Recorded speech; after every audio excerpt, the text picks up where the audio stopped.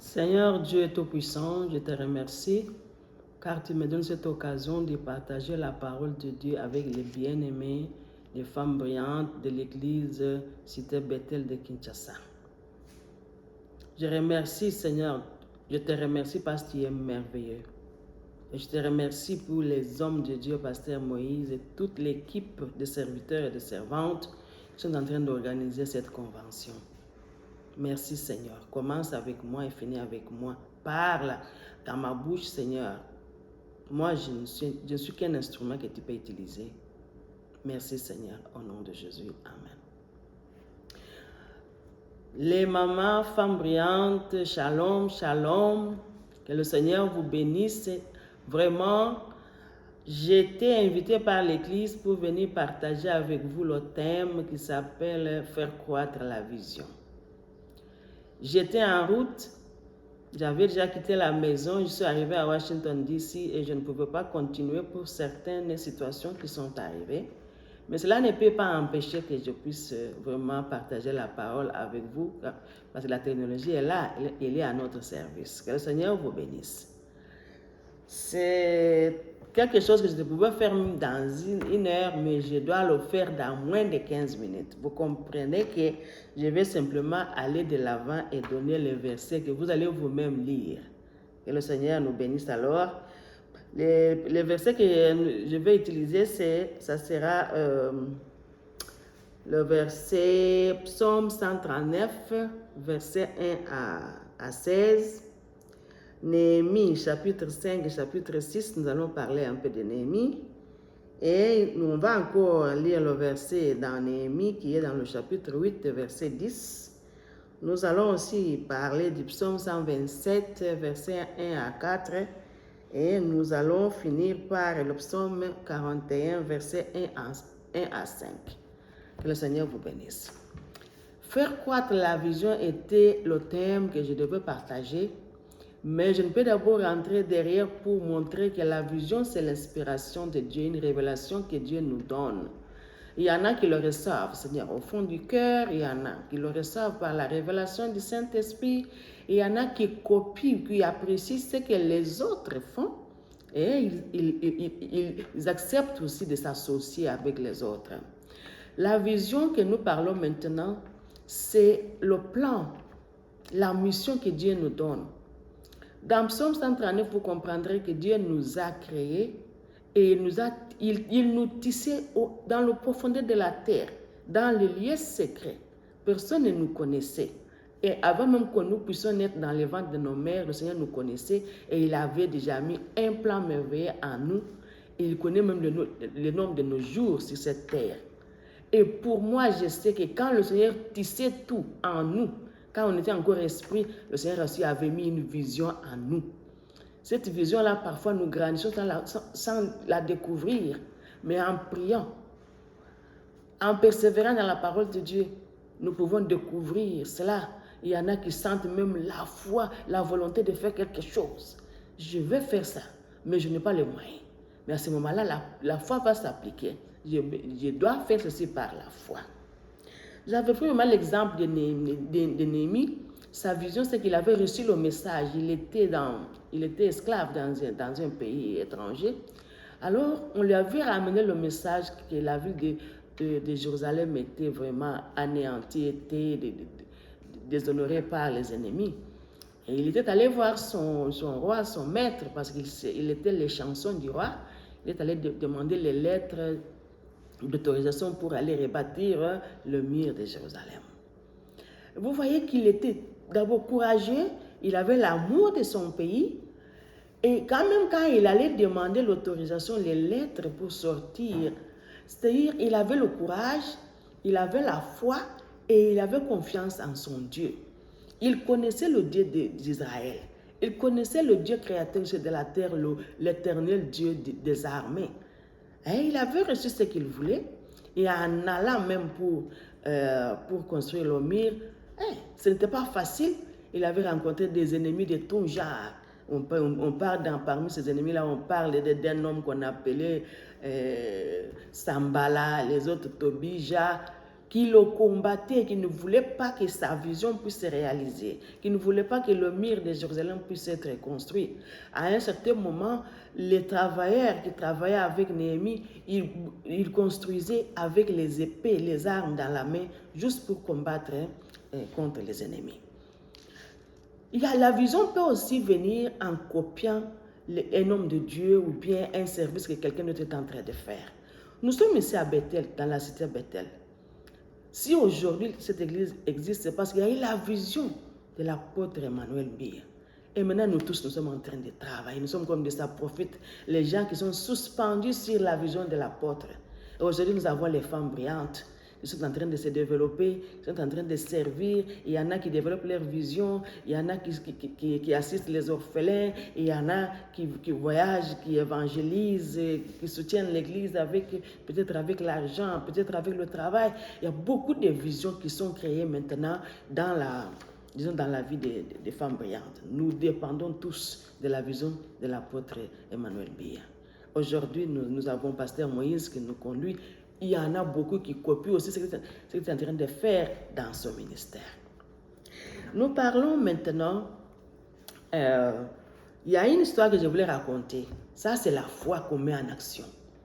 C'est-à-dire, tu peux avoir l'envie, tu n'as pas l'argent, mais tu penses qu'en faisant ceci, en vendant cette petite chose, Dieu peut me bénir. Tu appliques la foi. Dans un pays, il y avait un handicapé qui ne pouvait rien faire, qui ne vivait que de l'aumône. Alors, il voulait devenir un millionnaire, il voulait vendre, mais il n'avait personne pour l'aider. Un jour, par la grâce de Dieu, quelqu'un lui avait donné un peu de l'argent qui pouvait suffire juste pour acheter un gobelet de sel. Il a dit non, je vais acheter ce sel et je vais le mettre dans des petits plastiques et les femmes vont acheter ça. Et il avait prié, il avait dit Seigneur, je veux vraiment vendre ce sel, j'aimerais avoir l'argent. Et les femmes sont venues, ils ont acheté. Le lendemain, il a acheté, ce n'était pas encore un verre, c'était beaucoup de verres. Et il a fini par avoir acheté des sacs. Et il commençait à avoir même une boutique. Mais il le faisait parce qu'au début, il avait simplement l'envie de faire le commerce. Cette envie-là, c'était une inspiration de Dieu qu'il ne découvrait pas. Il ne savait même pas où est-ce qu'il pouvait aller avec cette histoire du sel. Et il avançait tellement qu'il ne comprenait pas. Il avait même un grand magasin de sel. Un jour, l'usine du sel qui était dans cette ville-là, le propriétaire devrait partir et fermer l'usine. Il a dit, mais non, je ne peux pas fermer. Je vais chercher dans mes dossiers celui qui achète beaucoup de sel, je vais lui laisser l'usine. Quand on a fouillé, on a trouvé que c'était cet handicapé-là qui achetait beaucoup de sel. On l'avait appelé, on l'avait cédé l'usine, juste pour couper l'histoire en deux. Un peu très court, le propriétaire lui avait accordé 40% de toute la production du sel et les 60% il pouvait l'envoyer au propriétaire. Et dans peu de temps, il était devenu millionnaire. Sa vision était accomplie. Quelqu'un peut choisir une vision de servir les orphelins, les femmes, les veuves, comme Tabitha le faisait. Mais alors, il faut du courage, il faut organiser ces plans-là. Il faut même s'intéresser à apprendre. Il y en a même qui peuvent aller à l'école, qui peuvent savoir même aller à l'internet, découvrir ce que les autres font, copier ce que les autres font. C'est-à-dire, il y a l'éducation dans ce que nous faisons. L'éducation peut être même l'éducation de la rue, l'éducation à l'église, même les trainings, les stages, on peut le faire dans un domaine juste pour connaître ce que nous voulons faire. Il y a la foi, on doit utiliser la foi. Toute chose qu'on peut faire, il faut la foi. La foi, c'est la monnaie du ciel. On ne peut pas acheter quelque chose spirituel sans la foi. On ne peut pas recevoir quelque chose si on n'applique pas la foi. Il y a la persévérance. Il y a l'organisation. Disons, il y a même la continence. Si tu veux faire quelque chose, tu dois savoir comment gérer l'argent. Tu dois savoir le principe même de la prospérité. Le pain que tu fais, tu donnes la dîme. Le pain que tu reçois, tu donnes l'aumône, les offrandes à l'église et Dieu te bénit. Donc la vision grandit simplement avec la prière, avec les jeûnes, avec l'organisation. Un plan bien organisé et un plan, tu peux même chercher quelqu'un qui peut donner le conseil. Tu as ton pasteur, tu as les hommes de Dieu, tu peux partager avec eux, tu peux leur dire, je veux faire ceci, qu'est-ce que je peux faire? Et ils peuvent te donner l'idée. Il faut prier, demander au Seigneur, qu'est-ce que je peux faire? Donne-moi le discernement dans ce que je vais faire. Mais souvent, la vision est en nous comme une, disons, ça a des étapes. Quand quelqu'un, une femme par exemple, s'il faut qu'elle puisse avoir un enfant, il y a les étapes. Elle doit concevoir. Quand elle conçoit, elle ne sait même pas qu'elle est dans son ventre, qu'est-ce qui est dans son ventre. C'est une fille ou un garçon, elle ne connaît pas. Après, cette grossesse va grossir, tout le monde va voir, et après, elle va enfanter, on va voir. La maman vient d'avoir un enfant qui a telle couleur, qui a telle taille, c'est la même chose avec la vision. La vision est en nous. Quand nous rentrons à mes premiers mots, nous naissons avec la vision en nous. Il n'y a rien de nouveau qui peut encore venir dans notre vie. C'est en nous, mais nous devons le découvrir. On ne peut pas faire croire quelque chose qu'on ne connaît pas, qu'on n'a pas encore découvert. On doit demander au Seigneur pour qu'il puisse nous diriger, pour savoir à quoi je suis appelé. Dieu ne nous a pas créés dans ce monde pour être des paresseux. Chaque personne a sa mission. C'est simplement parce que nous ne voulons pas découvrir ce que Dieu veut de nous. Surtout nous les mamans. Nous pensons que ces choses, c'est pour les hommes, c'est pour les évangélistes, c'est pour les pasteurs. Non, maman. Aussi longtemps que tu as déjà reçu le Seigneur, comme Seigneur receveur, tu as été baptisé du Saint-Esprit. Il y a une mission en toi que tu dois découvrir. Alors, si aujourd'hui tu ne découvres pas, tu es comme une maman qui demande une semence. La semence, là, elle va grandir un jour avec la prière, avec le courage, avec la persévérance, avec la foi, avec l'amour des lèvres de Dieu. Ta vision, si elle est basée sur le corps de Christ, si tu veux que ce que tu veux faire puisse venir l'église, la main de Dieu sera avec toi. Les anges de Dieu t'accompagneront et la grâce de Dieu sera avec toi. Mais si tu veux une vision pour te faire croire, qu'on sache que tu es star, que tu es ceci, cela, ça, je ne connais pas. Ce que moi je te parle maintenant, c'est avoir une vision qui peut bénir l'église corps de Christ. Ça peut être à Bethel, ça peut être même au-delà de Bethel, ça peut être même dans le monde. Comment découvrir avec le Saint-Esprit? La première étape, il y a des personnes qui ne connaissent pas à quoi ils sont appelés et le Seigneur est là, nous allons prier, le Seigneur va nous aider. Mais si tu connais déjà ce que tu dois faire et tu n'as pas la force de pouvoir développer, développe avec la prière, demande que la grâce de Dieu t'accompagne pour pouvoir développer cette idée-là que tu as déjà eue, cette inspiration que tu as déjà eue, ces plans que tu as là, organise-la, commence à rechercher les voies et les moyens, prie, gêne et le Seigneur va t'aider. Si tu connais déjà et tu as déjà commencé, alors fais grandir ça avec la prière. Pose des actions, des actes de foi. Va, continue à faire ce que tu veux là. Ne te relâche pas, quelles que soient les difficultés financières, quelle que soit la santé, quels que soient les voyages que nous le faisons. On devait venir. Mais la route est fermée, oui, il n'y a pas de problème. Mais nous ne voulons pas laisser la parole être non annoncée. C'est pour ça qu'on est en train d'utiliser même la technologie pour que la parole puisse être partagée parmi les bien-aimés. Maman, femme brillante, les femmes, nous sommes beaucoup combattues. Nous avons des familles, nous avons des papas, nous avons des histoires que nous faisons pour pouvoir survivre. Mais que cela ne soit pas une priorité. Ma prière, disons, mon problème maintenant, maman, est-ce que tu connais à quoi tu es appelée? Quelle est ta mission dans cette église? Quelle est ta mission dans le corps de Christ? Jusque-là, tu continues à aller seulement à l'église, rentrer, dormir. Tu oublies qu'il y a une vision en toi. Est-ce que tu l'as déjà découvert? Si tu ne l'as pas découvert, je vais prier à la fin de cet exposé pour que le Seigneur puisse te donner la possibilité de découvrir à quoi il t'a appelé. Si tu connais déjà, fais grandir ça avec la prière, avec la persévérance. Partage même avec les hommes de Dieu. Dépose des questions. Va visiter les gens qui font le même travail que toi tu veux faire. Si tu es en train de le faire, fais-le bien. Donne encore beaucoup de temps à ce que tu fais. Bénis l'église avec ça. Ne sois pas quelqu'un qui, parce que tu veux faire quelque chose, il n'y a pas l'argent, tu te décourages. Il n'y a pas de découragement dans l'œuvre de Dieu. Même si tu vieillis déjà, même si tu n'as pas la force, le Seigneur t'attend. Prie, il est là, il va t'aider. Quelqu'un qui veut travailler par exemple dans le domaine des orphelins comme moi je le fais, mais ce n'est pas facile de trouver l'argent. Mais alors, utilise tout ce que tu as pour pouvoir bénir.